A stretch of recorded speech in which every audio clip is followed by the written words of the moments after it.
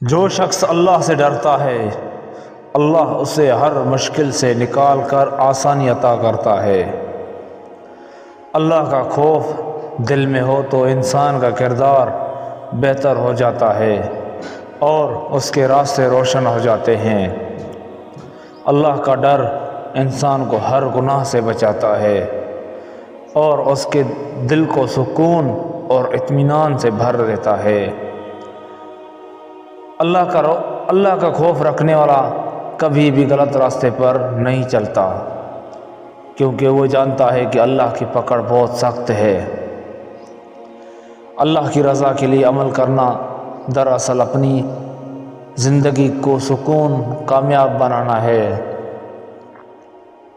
اللہ کا خوف انسان کو تقوی کی راہ پر چلنے کی طاقت دیتا ہے۔